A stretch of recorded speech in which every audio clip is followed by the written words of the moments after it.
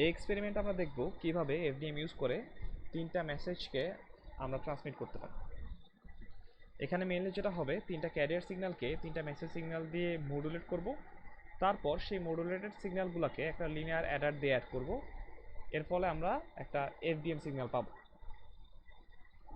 এখানে এই ব্লক থেকে আমরা মেসেজ 1 পাবো, যেটা মডুলেট করবে ক্যারিয়ার 1কে।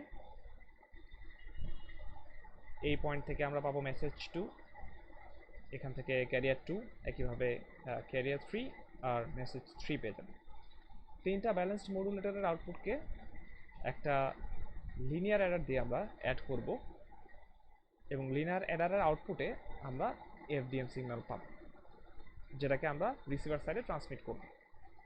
এখন ধরা যাক আমি চাচ্ছি শুধুমাত্র মেসেজ সিগন্যাল 3কে আমরা রিসিভার সাইডে রিট্রিভ করতে। তাহলে যেটা করতে হবে, আমাদেরকে যে এফডিএম সিগন্যালটা ছিল সেই এফডিএম সিগন্যালটাকে রিসিভার সাইডের ব্যালেন্সড মডুলেটরে পাঠাতে হবে, আর আমাদের ক্যারিয়ার 3কে রিসিভার সাইডে পাঠাতে হবে।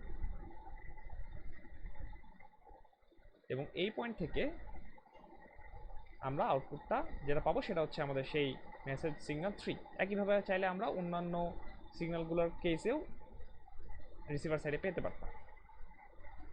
তো আমরা যদি আউটপুট দেখি, আমাদের মেসেজ সিগন্যাল 3 ছিল অ্যারাউন্ড 1.1 কিলোহার্টজ, এবং আমরা রিসিভার সাইডে যে সিগন্যালটা পাচ্ছি সেটাও 1.1 কিলোহার্টজের।